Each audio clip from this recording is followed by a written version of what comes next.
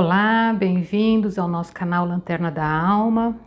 Para quem não me conhece, eu sou a Duda e eu tô aqui hoje para falar um pouco sobre o eclipse que vai acontecer nessa madrugada, né?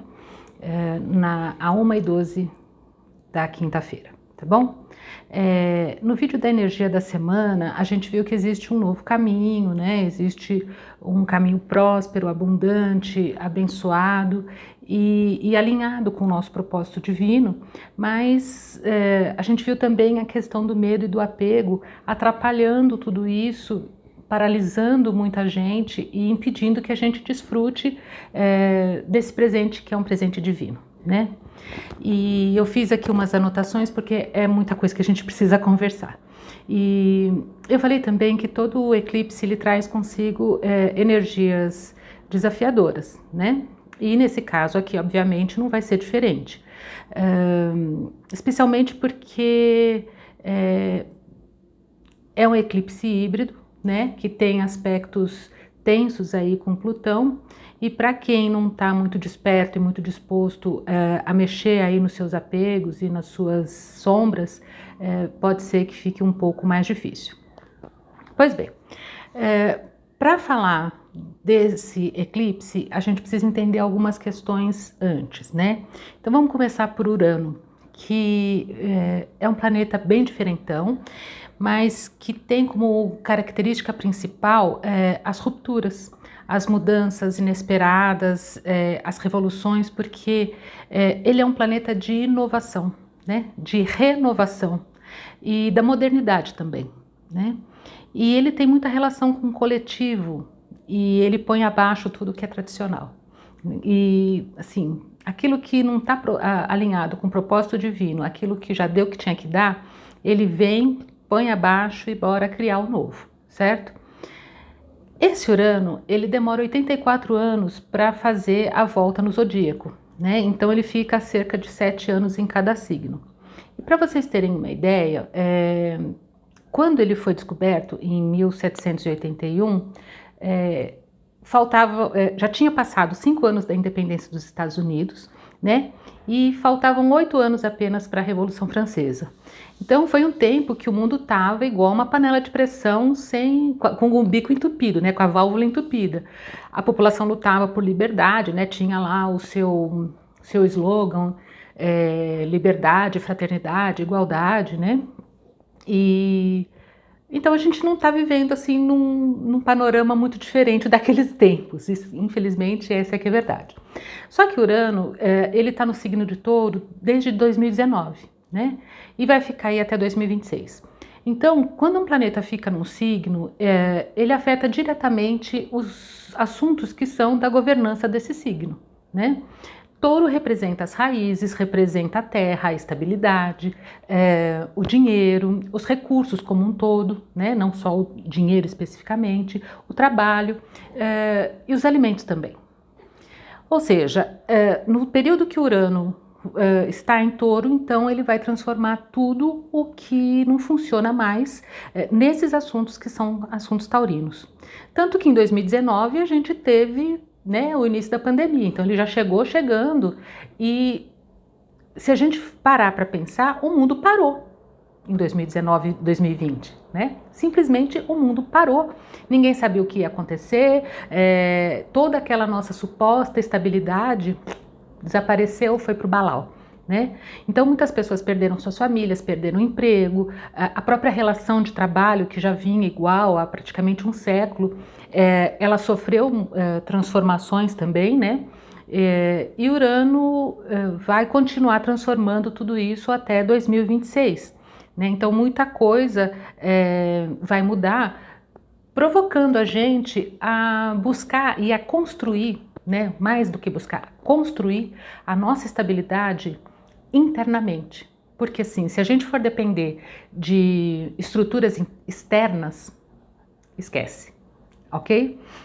A gente não vai mais ter aonde se agarrar, essa que é a verdade. E aí no final de 2022, a gente, para entender essa proporção, né, das transformações uranianas,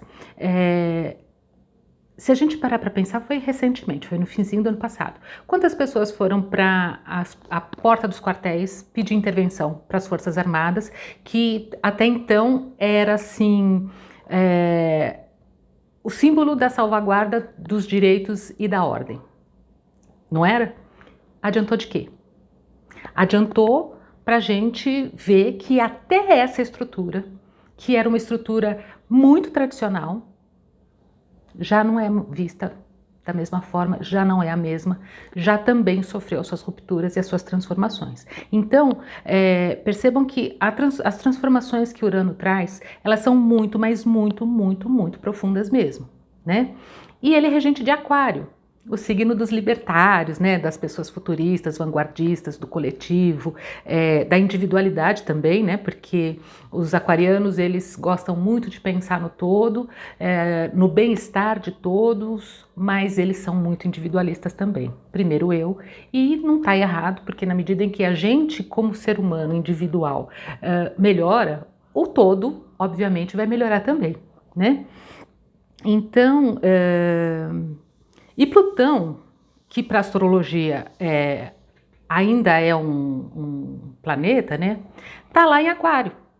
Veja, pondo fogo no parquinho também, porque a gente vai falar mais dele adiante, mas ele também não é um planeta assim muito fácil, né?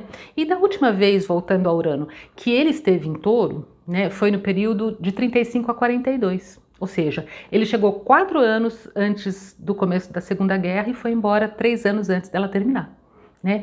E vamos combinar que o mundo mudou completamente depois da Segunda Guerra, né?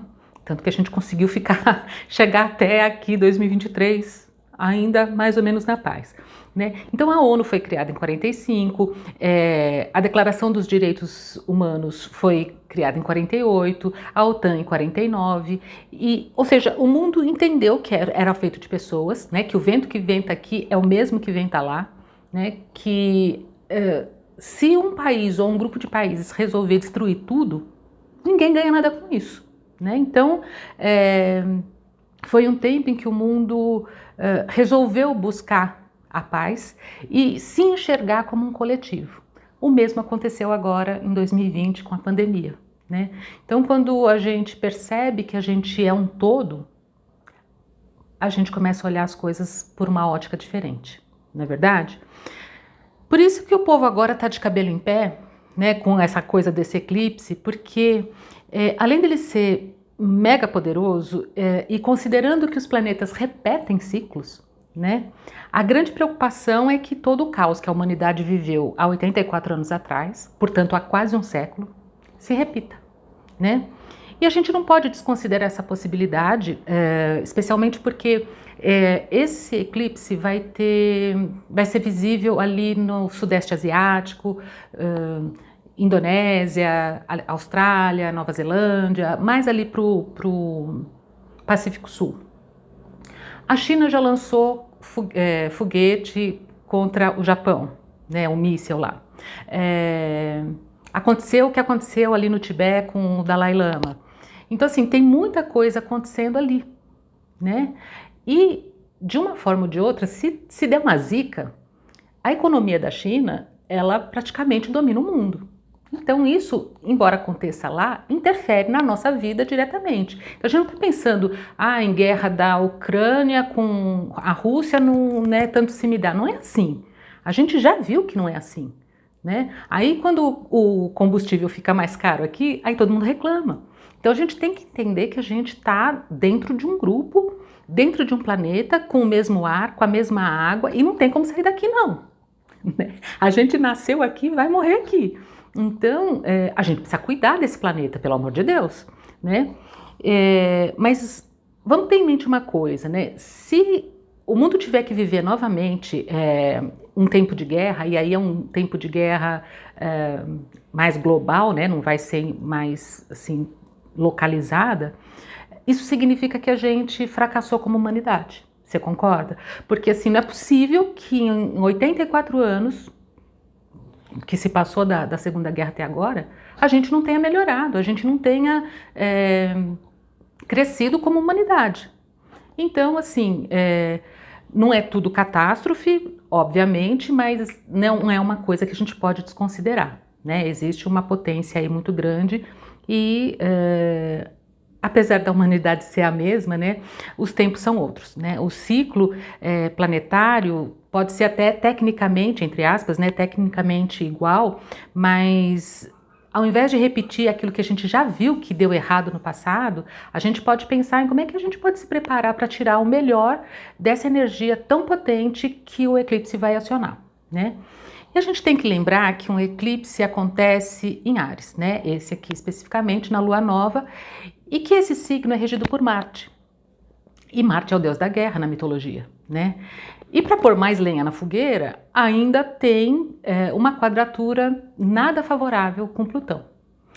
Muito pelo contrário, né? Ele vem trazendo uma energia aí ameaçadora, bastante destrutiva e que é capaz de rupturas assim muito radicais mesmo. Mas não precisa sair do vídeo agora não, tá? Que achando aí que eu tô fazendo apologia do caos, porque não é nada disso, muito pelo contrário. Aguenta aí que a gente chega lá. Aliás, já vai deixando o seu like, compartilha, comenta, tá? Manda para os teus amigos aí o vídeo para ajudar o nosso canal a crescer, beleza? Então, voltando. Quando a gente fala em Marte como regente de Áries, a gente também tem que lembrar que Marte não é só guerra.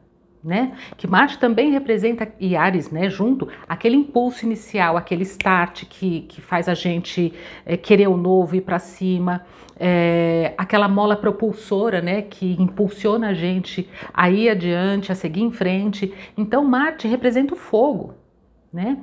Aquele ímpeto de conquistar novos objetivos. E não é à toa que a primeira alunação de Áries foi no 21/3.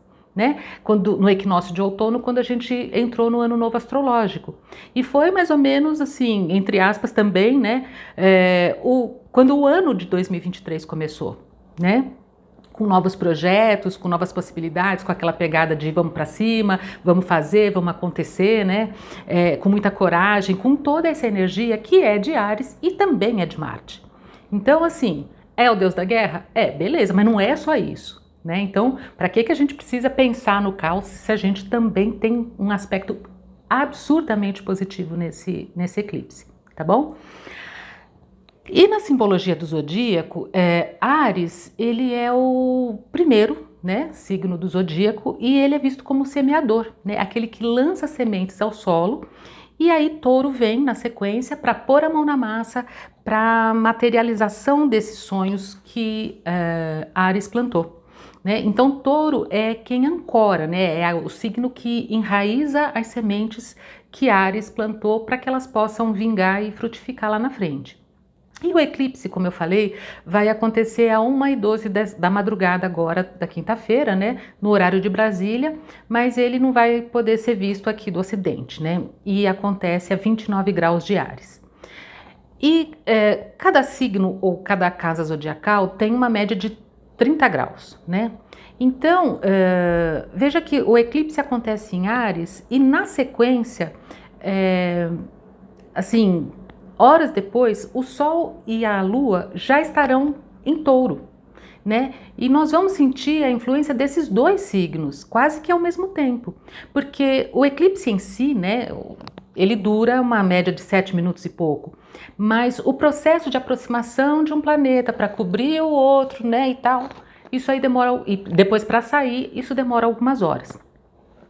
Ou seja, nós plantamos as nossas sementes lá, né, no equinócio, os nossos sonhos, os nossos projetos, e agora Touro vem para trabalhar neles, e para cuidar e para fazer dar bons frutos, né? E Mercúrio, que é o planeta da comunicação, entra em retrogradação em Touro no dia seguinte, já na sexta-feira, no dia 21. Isso significa que Mercúrio vai checar todo o nosso projeto, né? Para ver o que ficou faltando, se ficou alguma coisa pendente, o que pode ser melhorado, enfim. Toda vez que um planeta retrograda, é como se ele voltasse, desse um pulinho ali de volta onde ele já passou, né? Para checar se está tudo certo, né? Ele dá uma revisitada ali para revisar e para saber o que fica, o que sai, o que pode ser melhorado, né? se ficou faltando alguma coisa e o que tem que ser descartado. E com o Sol entrando em Touro, isso significa que a gente vai ter muita luz sobre os nossos projetos, né? Porque o Sol, quando chega, ilumina tudo. Não fica nada escondido sob o Sol, né? Como se diz. E ele traz direcionamento, ele traz foco, né? Então ele vem mostrar onde a gente está, né? E para onde a gente tem que ir. Então essa alunação, ela vem trazendo uma força de ancoragem, essa força de enraizamento e de materialização das sementes que foram lançadas lá atrás. E isso é maravilhoso, né? Perceba que, como tudo na vida, o eclipse tem sim o seu lado desafiador, mas ele vem trazer luz e clareza para um novo direcionamento, né? Ou para um ajuste de rota na nossa vida.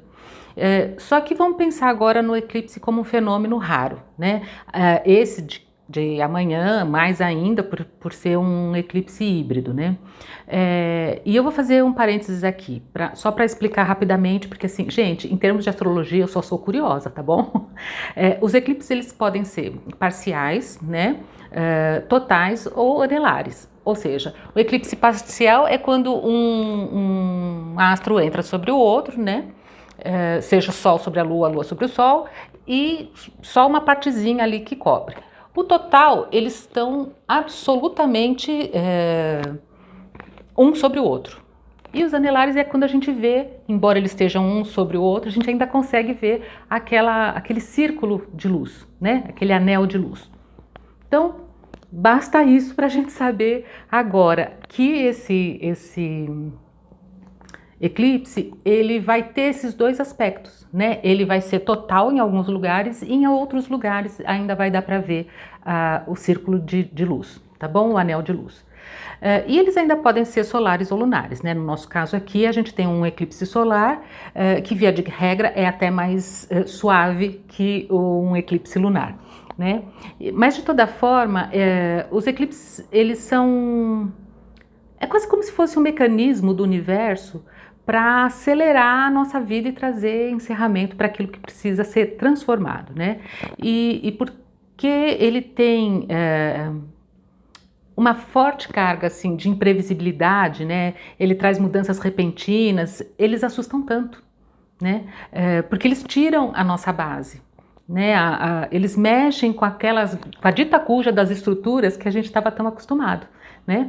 E é por isso que as civilizações antigas, elas tinham tanto medo, né, de todo o eclipse, porque ele era visto como prenúncio de algo muito ruim, assim, de catástrofe mesmo, como uma coisa sinistra que indicava a fúria dos deuses, que os deuses estavam mesmo muito bravos, estavam muito insatisfeitos e que eles iam castigar aquele povo. Né? Porque, vamos pensar, né? Tentar voltar lá para a antiguidade. O dia vira noite e depois vira dia. Que coisa é essa? Né? Como assim? Eles não entendiam, a gente hoje já entende. Só que o que acontece? Esses registros de medo, né, ficaram gravados até hoje no nosso inconsciente coletivo. Aí é que está a questão. E eles carregam uma simbologia muito, muito, muito profunda. Então, a gente inclusive tem, né, no tarô a figura da lua, né, o arcano da lua e a noite, né, tem algumas cartas que tem uma estampa de noite, elas representam o nosso inconsciente, representam o desconhecido, né? O próprio arcano da lua fala dos nossos medos mais profundos. Né? E da necessidade da gente perceber os sinais, porque afinal de contas, assim, à noite a gente não enxerga direito mesmo, né? Então essa força telúrica que os eclipses trazem, elas servem sim para fazer um ajuste ou um reajuste de uma situação, para trazer um reequilíbrio para algo que possa estar aí muito desajustado, né? E até mesmo para pôr fim em algo que já deu o que tinha que dar, né? Então é compreensível que os nossos medos inconscientes, eles aflorem agora, né? Quando o Sol vem iluminar as nossas sombras, né? Então muitas catarses podem acontecer e por mais que isso possa parecer assustador, um eclipse ele é sempre revelador, né? E libertador também, né? Eu diria até emancipador, porque não tem como a gente se libertar dos nossos medos se a gente nem enxerga esses medos. Você concorda?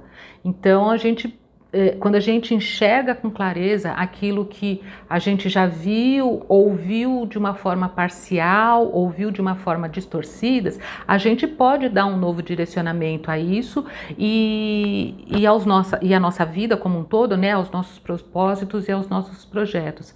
E isso significa a gente ter a oportunidade de dar um grande salto evolutivo, né?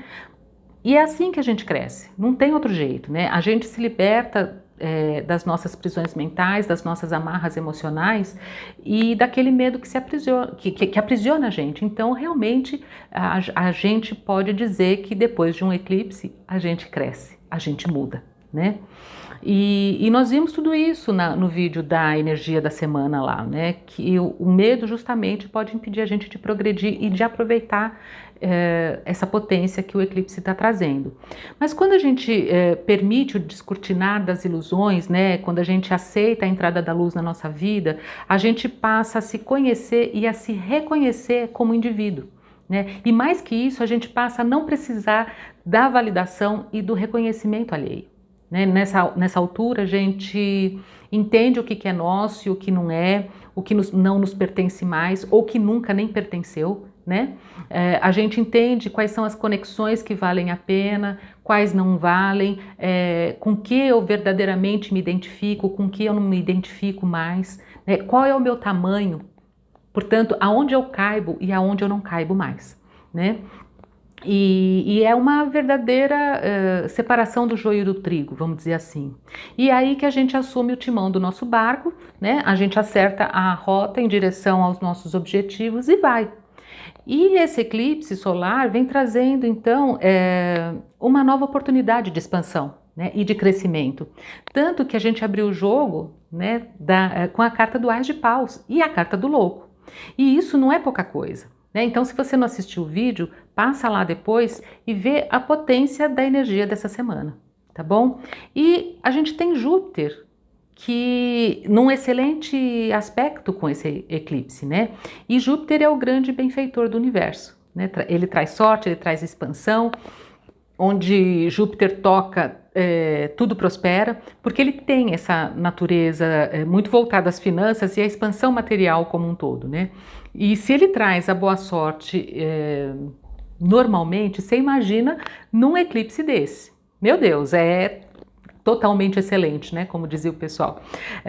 E como a gente já falou, o eclipse acontece em Áries, que é o primeiro signo do zodíaco, que é aquele que abre caminho, é o signo dos inícios, né? Das sementes. Então, um eclipse solar que traz assim, transformações enormes na nossa vida, acontecendo no signo de Áries, que é o signo dos inícios, acompanhado por Júpiter, que é o grande planeta da expansão. Gente, se você não aproveitar esse momento, meu amigo, você vai perder a oportunidade do ano. É só isso que eu posso te dizer, né? E no meio desse bolocô todo de informação, a gente ainda tem Plutão, que estava em Capricórnio, já pondo fogo lá no parquinho, né? Pondo abaixo muitas estruturas que já são podres, que já estavam obsoletas, bem com a energia da torre do tarô, né? Só que a torre, apesar dela remeter diretamente à dissolução das estruturas que estão ultrapassadas, que não servem mais ao nosso propósito de evolução, ela fala também da nossa força de reconstrução, né? Como é que a gente reage, se reconstrói diante de uma situação de desestabilização total, né? E assim como os eclipses, a torre traz verdades que muitas vezes a gente não vê, ou a gente não quer ver, finge que não vê, naquela ilusão de que a gente pode empurrar a vida com a barriga assim eternamente. Só que a gente já sabe que não, né? Então, dependendo de como a gente encarar esses movimentos da vida, a gente vai entender que tudo é cíclico, né? E que esses movimentos representam sim o progresso e a evolução. E mais que isso, a gente acaba entendendo que a gente não tem controle de absolutamente nada, né? E que o apego só serve para impedir a gente de progredir. Essa é que é a verdade. Então, é um chamado, né? É um alerta mesmo para que a gente aprenda a viver essa vida como usufrutuários que a gente é, né? Porque a gente vem sem nada, vive e vai sem nada. Então aproveita enquanto você está aqui, né? Só que Plutão, agora, ele está em Aquário, que é o signo, como eu falei, lá da liberdade, da inovação, do futuro, né? Da revolução, do desprendimento, do coletivo. E aqui a gente tem a energia do arcano do louco, né? Que a gente abriu com o Ás de Paus e fechou com o arcano do louco, né? E o louco é aquele que se lança na vida, né? Ele inicia um ciclo kármico, ou seja, ele dá o seu salto de fé, ele acredita no futuro e ele vai atrás daquilo que ele quer. Então ele deixa o passado para trás. E é o que a gente precisa fazer agora. Então, e Urano está forçando isso. Plutão está forçando isso, né? Então, Plutão em Aquário, mesmo mal aspectado com eclipse, ele vai trazer afetações assim muito mais em termos do coletivo do que em termos individuais, né? Porque Aquário tem essa natureza coletiva, em razão da regência de Urano, né?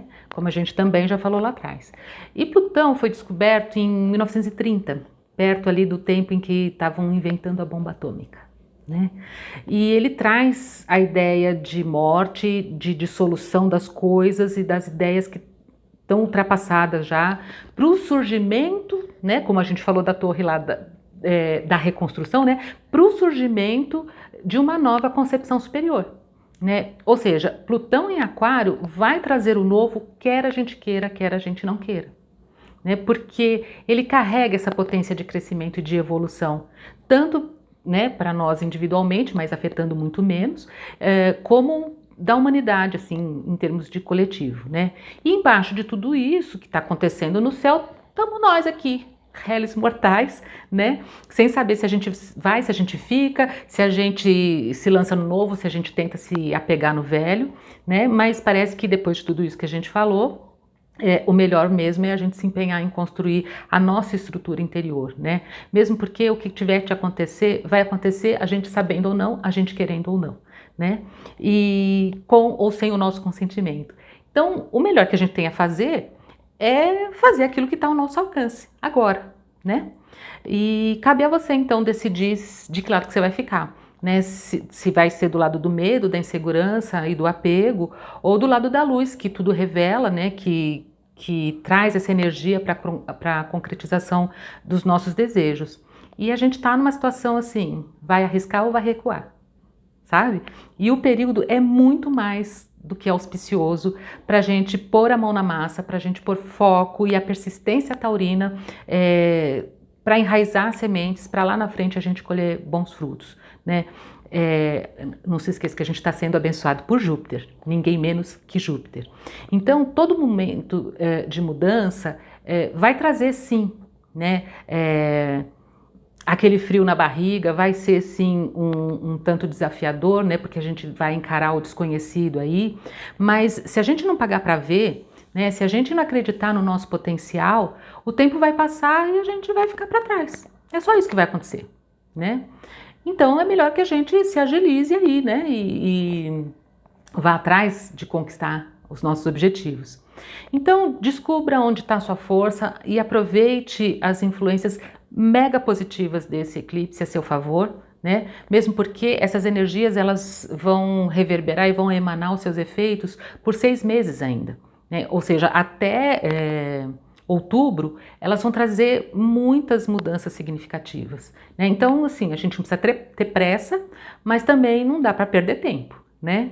E era isso que eu tinha para vocês, então eu agradeço a cada um por estar aqui comigo e desejo a todos, assim, uma excelente reflexão sobre esse período e sobre tudo que a gente falou aqui, né? Que se você não sabia, ficou sabendo agora, tá bom? Um grande beijo e até a próxima. Tchau, tchau.